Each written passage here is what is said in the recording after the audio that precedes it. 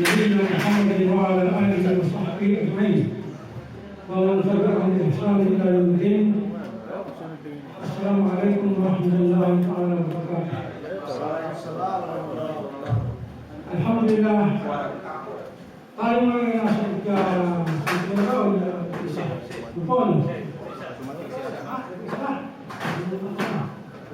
ikalagpisa ng buwan ng Ramadan.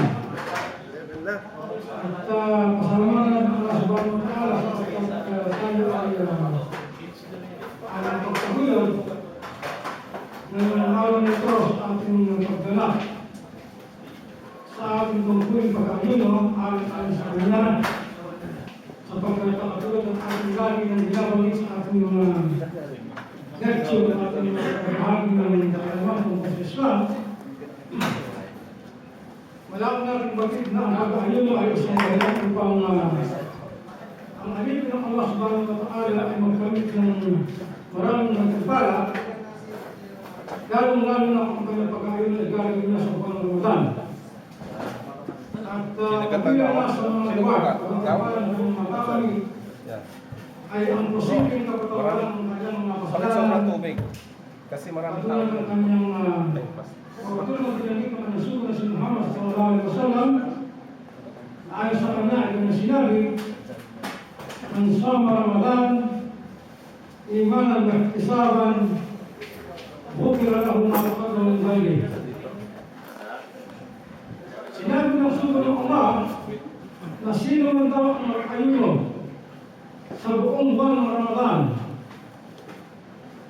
nang may buong pananampalataya sa Allah at umaasa ng gantimpala mula sa Kanya, ay patatawarin ng Allah subhanahu wa ta'ala ang kanyang mga nagawang pagkakasala.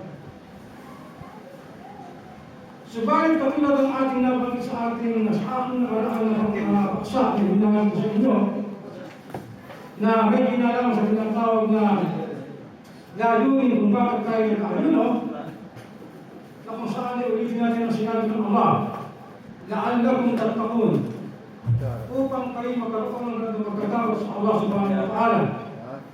Na yung takwa, kung hindi natin taglay sa ating puso o kalooban, ang mangkuli ng pagsamba na ginagawa natin, Ramadan man o hindi.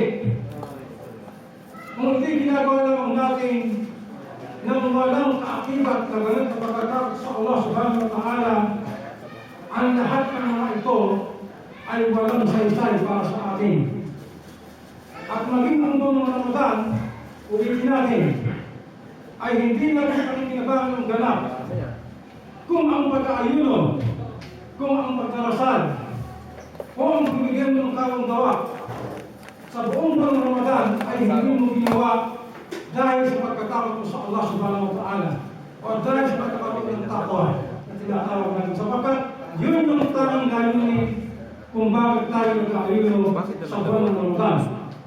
Sapagkat binanggit ng Allah subhanahu wa ta'ala sa Quran na sinabi niya, mawawala ba yan dyan? "Inna may yataqabbalallahu minal muttaqin."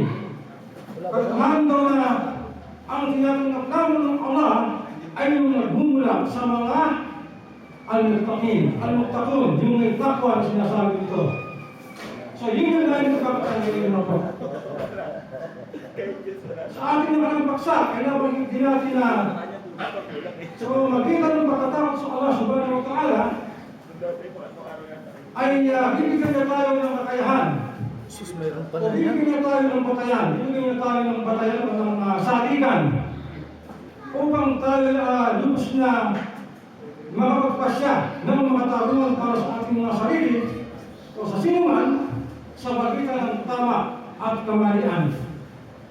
Sa magitan ng takot sa Allah subhanahu wa ta'ala, ang sinumang hahapon, ang sinumang magpapasya para sa sinumang para sa ating sarili, ay bibigyan ng Allah subhanahu wa ta'ala ng wisdom o karunungan, furqan, saligan, upang siya ay makapagpasya o makahabol ng ganap sa pagitan ng tama at kamalian.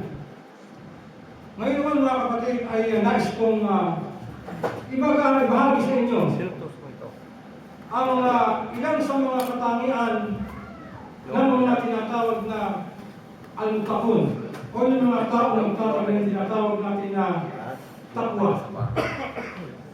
Saan natin dapat ibasa yung ibatay? Saan natin dapat nakunin yung mga katangian na ating tatalakayin ngayon bilang bahagi ng pagiging nilikha ng isang tao o ng sinasabing alipin ng Allah subhanahu wa ta'ala. Ang mga al-muttaqun ay nagtataglay ng mga katangian dapat na nakabatay sa kanilang Quran. Sapagkat ayon sinabi ng Allah subhanahu wa ta'ala sa Surah Al-Baqarah, sa unang mga talata ng Surah Al-Baqarah, na sinabi doon, sabi ng Allah, Bismillahirrahmanirrahim, Alif Lam Mim. Zalikal kitabu la raiba fihi hudan lil muttaqin. Bakit sa kanila natin dapat kunin yung mga basihan ng pagiging al-muttaqun? Sapagkat yun yung kahulugan ng talata. Sinabi ng Allah, Zalikal kitabu la raiba fihi hudan lil muttaqin. Yung Quran, yung kitab, yung Quran, yun yung nagtataglay ng mga walang alinlangang patnubay. Para kanino? Para sa mga al-muttaqun. Para sa mga mayroong ganang pagkatakot sa Allah subhanahu wa ta'ala. Yung lubos o ganang kanyang pagkatakot sa Kanya, takot sa Kanyang kaparsahan, takot na hindi mabigyan ng karapatan ng pagpasok sa Kanyang paraiso sa kabilang buhay. Pagkatakot sa Allah, ang kanyang katangian ay ang mga sumusunod. Ayon sa Surah Al-Baqarah, sabi niya, ulitin natin mga bro. Dahil kitab la raiba fihi hudan lil muttaqin.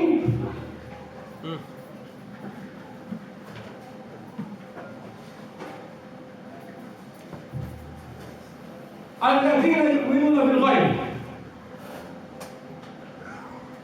Sorry mga bro. Alif Lam Mim, dhalika al-kitabu la raiba fihi alladhina yu'minuna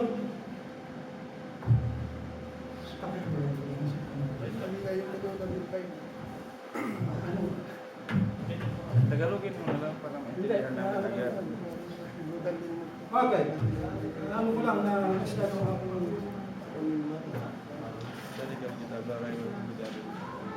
Sabi ng Allah, dahil al-kitab la raiba fihi hudan lil muttaqin alladhina yu'minuna bil ghaib wa yuqimuna as-salah wa mimma razaqnahum yunfiqun. Yung sumunod talata na yung mga bro, sinabi niya, alladhina yu'minuna bil ghaib. Alin yung mga ghaib mga bro? Yung mga hindi nakikita. Yung taong al-muttaqun, siya yung mayroong katangian na naniniwala sa mga bagay na hindi natin nakikita. Alin yung mga bro? Anong halimbawa? Paraiso, impyerno, buhay sa libingan. Yan yung mga bagay na kabilang sa mga al-ghaib, yung hindi natin nakikita. Na kapag hindi pinaniwalaan ng isang Muslim, ng isang sumasampalataya sa Allah, hindi siya makakabilang saan? Sa mga al-muttaqun, sa mga mayroong takwa, sa mga may takwa sa Allah. So, kinakailangan na maniwala tayo. Obligado sa isang Muslim, isang sumasampalataya, na maniwala sa paraiso, sa apoy ng impyerno, sa buhay sa libingan, at sa mga bagay na ipagkakaroon sa atin ng Allah pagkatapos ng araw ng paghuhukom. At sinabi pa niyan, Allah, wa mimma razaqnahum yunfiqun. Hindi lang mga bro, kabilang sa mga katangian ng isang al-muttaqun, hindi lang basta naniniwala sa huling araw, sa paraiso, sa impyerno, kundi siya yung tao, siya yung sumasampalataya sa Allah na sa pamamagitan ng mga bagay na pinagkakaroon sa kanya ng Diyos, ng Allah, ay nagbibigay siya ng kawanggawa. Patuloy sa pagkakawanggawa. Walang pag-aalinlangan sapagkat siya umaasa ng gantimpala mula sa kanyang Panginoon. Kaya mga bro, yan ang katangian ng mga al-muttaqun. Sinabi pa ng Allah, وَالَّذِينَ يُؤْمِنُونَ بِمَا أُنزِلَ إِلَيْكَ. Naniniwala sa ipinahayag kay nino? Kay Propeta Muhammad.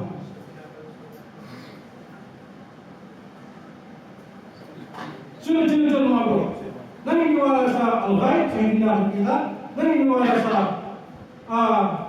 buhay sa kabilang buhay, para yung gobyerno, nagbibigay ng kawang gawa, at naniniwala sa aklat na ipinahayag kay Propeta Muhammad sallallahu alaihi wasallam, ang banal na Quran, ang kitabullah, ang aklat ng Allah subhanahu wa ta'ala.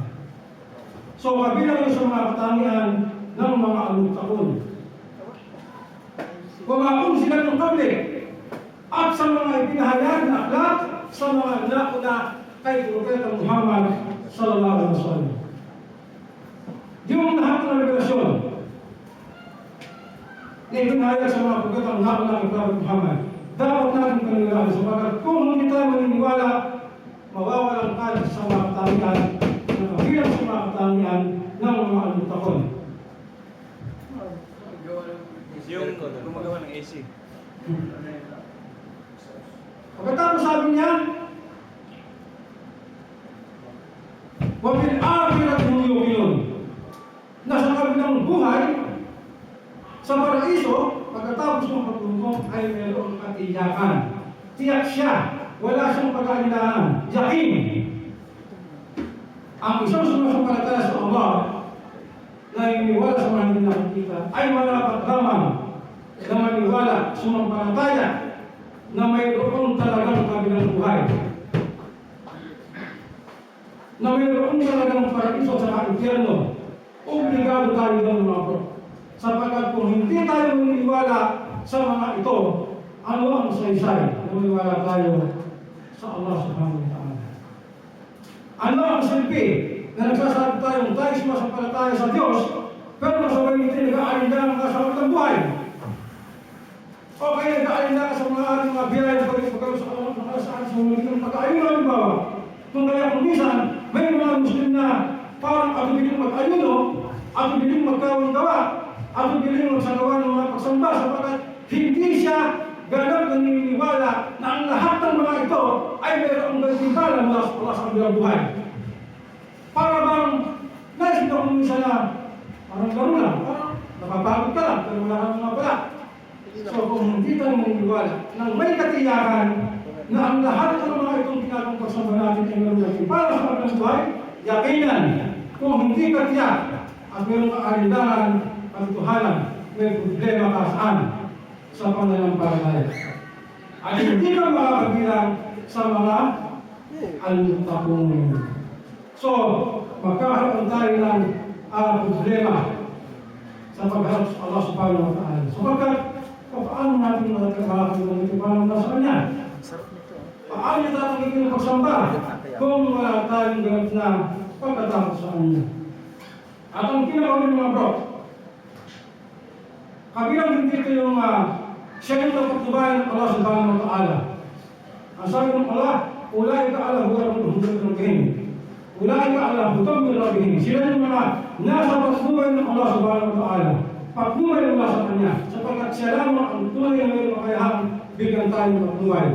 At ang pinakamalaking sa lahat, ang pinakamalaking sa lahat mga bro, nakatangian ng mga almuttaqun. Sila yung magtataglay ng tunay na tagumpay sa kabilang buhay. Ang sabi ng Allah, ulaika humul muflihun. Sila yung mga magkakamit ng tagumpay sa kabilang buhay. So yung anim na talata na binigyan ng Allah sa Qur'an mula sa Surat Al-Baqarah, ito yung kabilang sa mga tinatagay na katangian ng mga almuttaqun. Ang sabi ng araw ulitin natin, 10 minutes. Huh? 10 minutes. Okay, ulitin natin yung mga talata para malinawan natin mga sa sunod ng baka. Sabi ng Allah, sabi ng Allah, iyan ang aklat, ang Quran. Taglay niya ang patnubay na walang pag-aalinlangan para sa mga magandang sa Allah subhanahu wa ta'ala na naniniwala sa mga hindi nakikita, ang ghaib, na nagsasagawa ng pagdarasal at nagbibigay ng kawang-gawa mula sa mga bagay na nagkakaroon namin sa kanila. Naniniwala sa mga pahayag na binigay kay Propeta Sallam sa mga dapat ng pahayagan. Naniniwala sa mga papayagan na ito at siya ay naniniwala sa kabilang buhay ng walang pag-aalinlangan. Ang pagkatapos ay nila sino nasa patubay ng Allah subhanahu wa ta'ala at sila ang mga matatagumpay. So, 5 talata mga bro.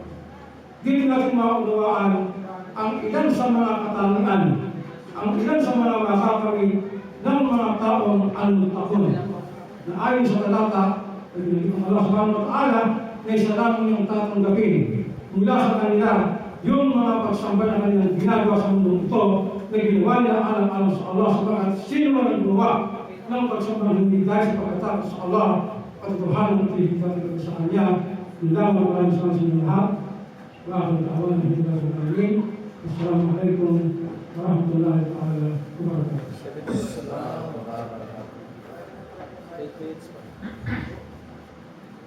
Ilan pa? Ano ba siya? Siya. Memorize mo yung suratul Baqarah? Baqarah,